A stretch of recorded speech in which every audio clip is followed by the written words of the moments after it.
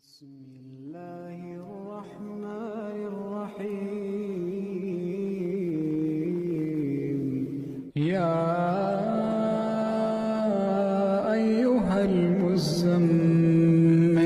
قم الليل إلا قليلا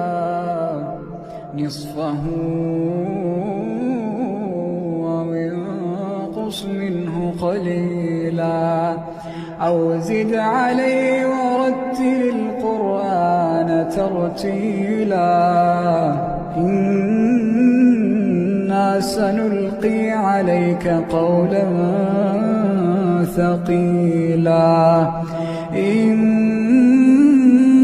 ناشئة الليل هي أشد وطئا وأقوم قيلا إن لك في النهار سبحا